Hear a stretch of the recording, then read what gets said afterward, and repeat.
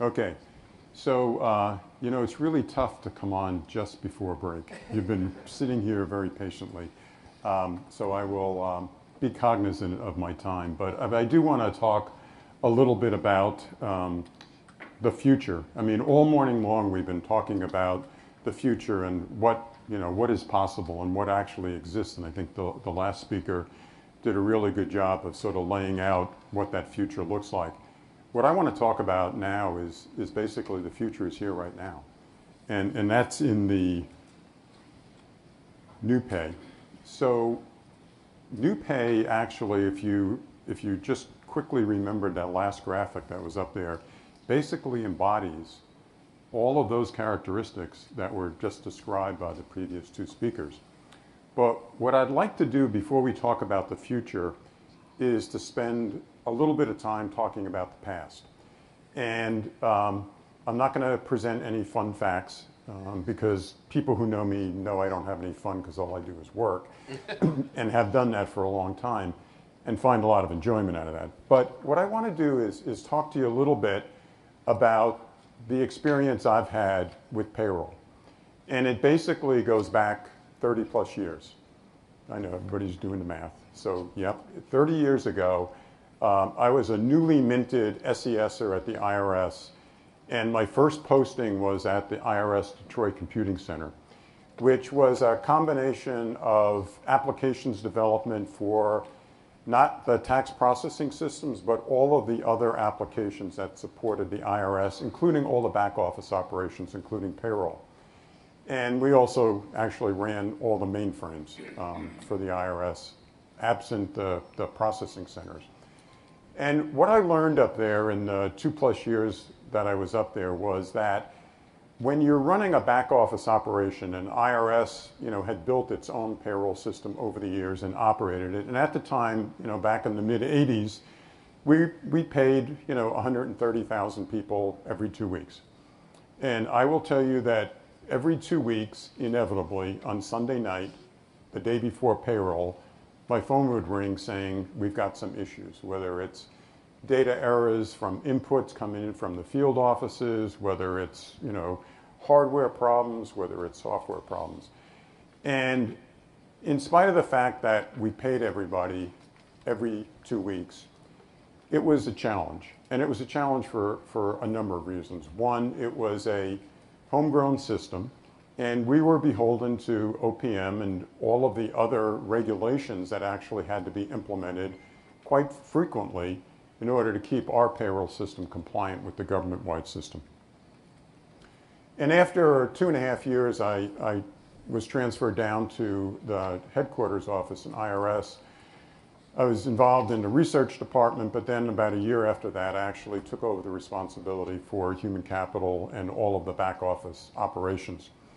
One of the first things I did is I approached the Treasury Department, and I'm going to mention a name that some of you may remember. Scott Gould, who was the former DepSec at VA, was actually the Deputy Assistant Secretary for Management at Treasury. And I went to Scott and said, look, running a payroll system is not core to the IRS. It is not our core mission. We are constantly sort of losing out in the investment competition with mission critical systems. And, those were the right decisions, but we were always felt like we were the stepchild when it came to investments in future systems. So Scott and I put our heads together and said, let's see if we can find for IRS and for all the Treasury Department an alternative. Well, we had this great idea that the alternative would be go to a commercial provider. And at the time, we were actually looking at ADP Inc. Sorry, Mark, but they were actually dominant back in the mid 80s and early 90s, and we had some conversations. But we quickly realized that look, we're a couple of 100,000 accounts. They're doing millions of commercial accounts. The cost to actually modify their system to make it compliant to the government wasn't going to work. Fortunately, there was a brand new organization that was being developed down in New Orleans, the National Finance Center. And IRS was, I think, the first major non-USDA component IRS and Treasury to move over there. And, you know, IRS is still there today. What's interesting is when you think about the history of payroll and you think more broadly around the government, it took us as a government 25 years to actually consolidate to the 5 payroll providers that we have today. And I will tell you, as a user of payroll systems, both National Finance Center and when I was at OMB, we used DFAS. The folks that operate those systems, you know, it's a Herculean effort to continue to pay, you know, constantly 2.1 million accounts. And they should be applauded because they really do a good job of getting federal employees paid each and every payday. I think, though, when you step back and you think about the future and you think about those 5 discrete, separate, independent payroll systems, you think about where the government needs to go. And a lot of conversation this morning in the last panel about shared services. I know when John Hill gets up, he's going to talk about the future of shared services from a financial management perspective. But when you think about, you know, does the government actually need 5 separate independent payroll systems in order to make payroll every 2 weeks? And I think the answer is no. And I'll tell you why I think the answer is no. When I moved to OMB back in the summer of 14, I was there probably about 3 or 4 months, and Beth Colbert, who was the deputy director for management, called me and said, "Hey, Dave, I need to talk to you. You know, let's talk about the government's implementation of the Affordable Health Care Act." As an employer, the government had a responsibility to make certain changes to how we were going to offer the provisions that were embedded in ACA to federal employees, particularly those that were in part-time status. And we were so concerned about getting it right for the private sector, we sort of like didn't pay attention to the 2.1 million federal employees who needed to be, you know, covered by these provisions. So Beth said, "Hey, Dave, you know, you're also like the shared services guru, so it would be really good if you like led this effort with OPM in getting the 5 payroll providers in a compliant way in the next year and a half." So we set about, and this is how I came to get to know Dave Vargas over at OPM, who is now over at GSA running the SMO there. And we sat down with the 5 payroll providers, and what we realized is in order to get from the current state to the future state to be compliant with the law, because actually we could have also been fined, just as the private sector could have been for non-compliance. But when you think about implementing those provisions of ACA, how many times did we have to do coding? How many times did we have to prepare test scripts? How many times did we have to run the different phases of that entire process to ensure that we could actually be compliant with the law? You know, Noah, when he built the ark, only had to worry about 2, right? He got 2 of every kind. We had 5. We had 5 organizations that had 5 very discrete, unique systems, and the cost to implement that was significant. So one of the things that I started after that experience was questioning, you know, can we find a commercial system, one or more commercial systems that actually could provide, with modification, payroll services to the 2.1 million federal employees. And Beth Angerman had come over from Treasury on detail and then subsequently moved over permanently to GSA, and she and her team took on the effort of starting to interact with the 5 payroll providers to think about, you know, could we standardize our business processes? Clearly the business rules were fairly standardized because everybody was making payroll. But what was interesting is we actually ran a couple of tests and gave some test scenarios to the 5 payroll providers, same type of employee profile, and asked them, here, go back and calculate the pay. Do you know there were 5 different answers to that? Now, they were not off by, you know, hundreds of dollars, but they were off enough to go like, why are there 5 different answers to the same question when we're all following the same OPM rules? That then began the journey of looking at, you know, is there a viable alternative for the future for payroll. And when you think about the 5 current payroll providers, think about some of the comments that I made about my experience, with the IRS homegrown system, but think about the 5 systems today. They were built 15, 20 years ago, and yes, they are all up to date and they're all being modernized, but they're all built in a structure and in a methodology that really is being replaced by the future, by that last graphic, about moving software as a service to the cloud. And that is the future, and that's what new pay really is going to get us. Some of the other concerns that I faced when I was at OMB that are relevant to today's conversation is, if you go back to some of the cyber attacks that we experienced back in the 2014, 15, 16 timeframe, one of our, sort of critical systems within the federal government is payroll. I mean, could you imagine if some enemy state actually got in and hacked one or more of the payroll systems?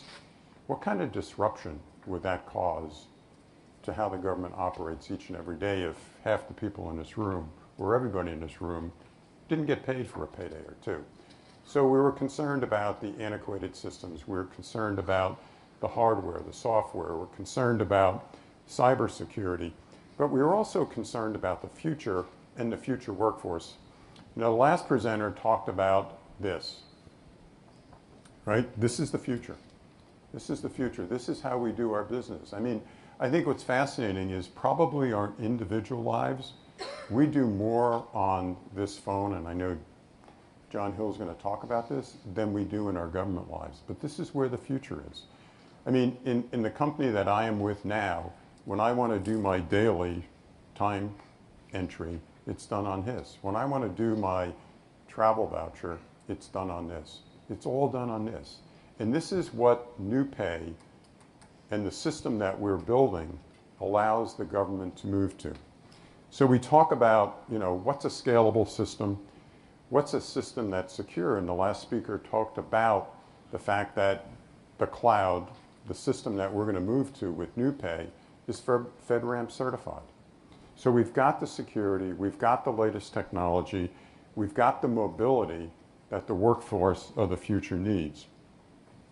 What we need to do now is to think about how do we move from the current state to the future state?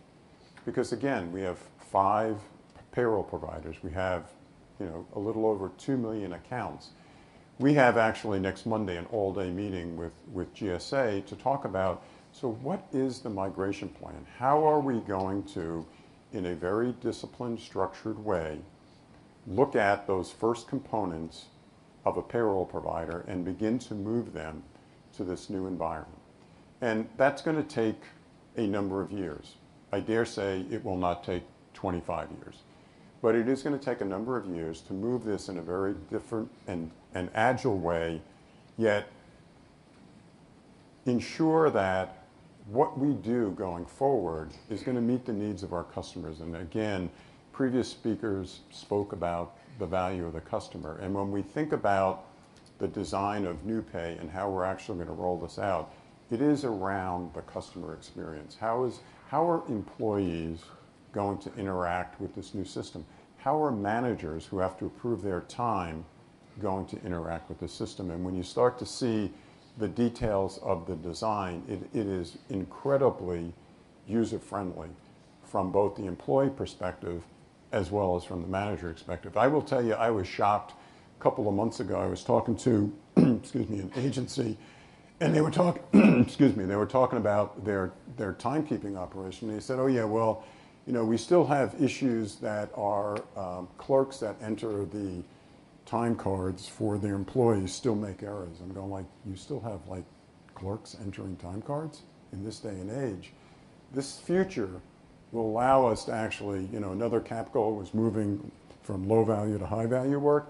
This will actually allow us to free up a lot of people who are doing work that now in the future is going to be done by the person at the convenience of that person, and make it much easier to process that entire payroll, as well as time and attendance. And I think the other graphic that I think is very telling was the integration, and we're here to talk about financial management. But again, payroll and time and attendance sort of sits in between the HR system and the financial management system.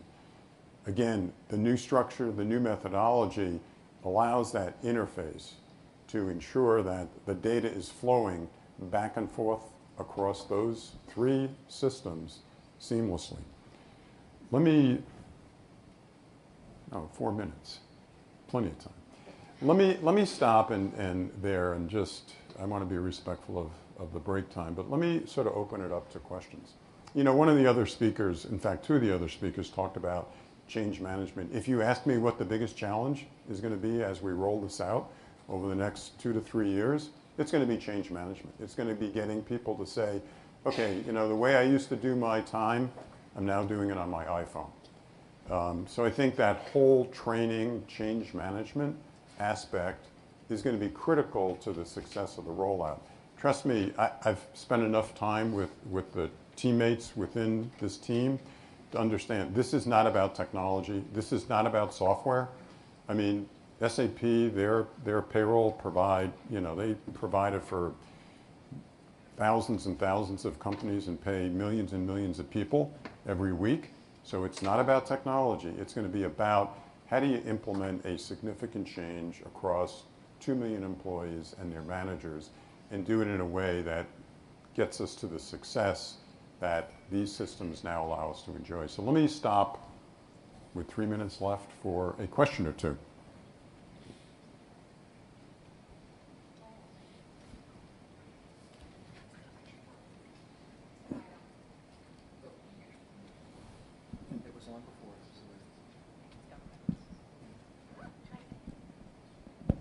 There you go. Hi, thank you. I'm Maureen Johnson. I work at the EPA, and I've been coming to a lot of these meetings since about March. My biggest concern about the IT modernization is it sounds like you're proposing a solution that's going to go across all federal agencies, and yet I keep hearing how individually CIOs are looking within their own shops to find solutions, and those seem to be independent. So I'm confused whether the government is going to come and say, we made a solution, like I heard the Navy say, right, they're going to do it across all DOD, or whether things are still going to be kind of stovepiped. Thanks. Well, with regard to pay and time and attendance, like I said, we started working on this when I was at OMB, so it's been underway for almost 4 years now.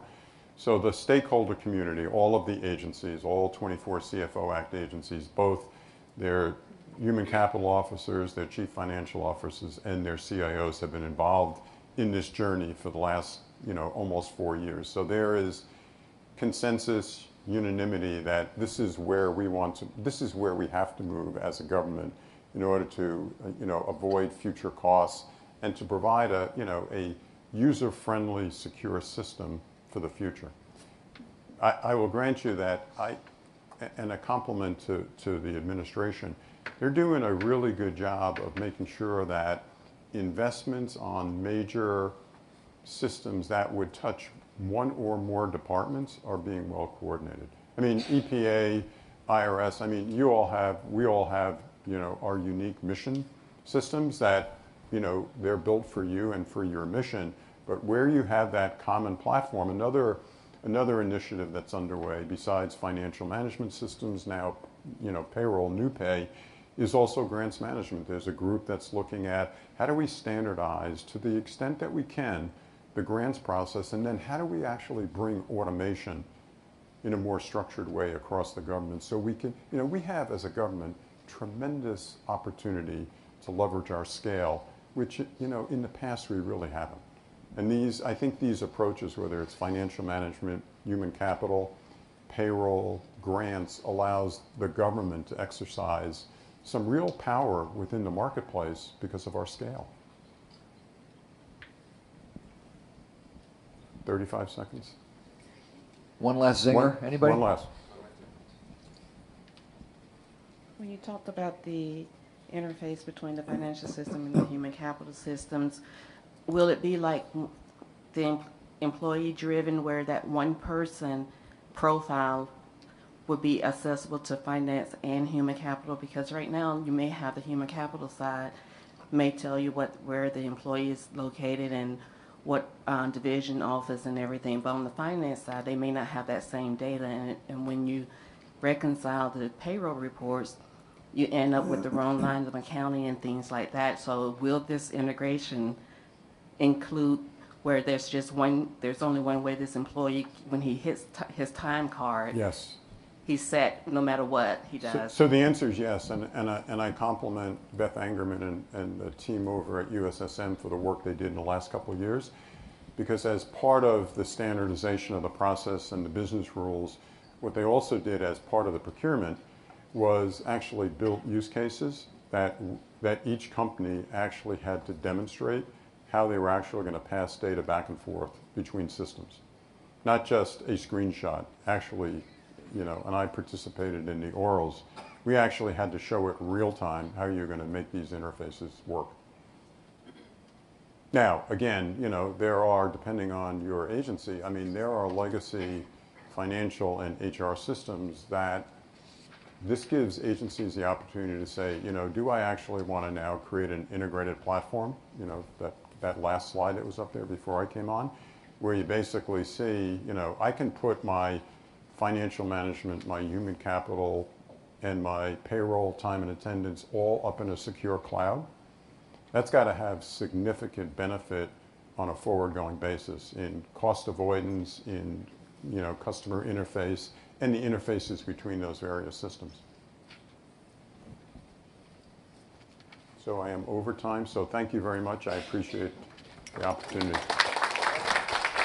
Thanks, you. Dave.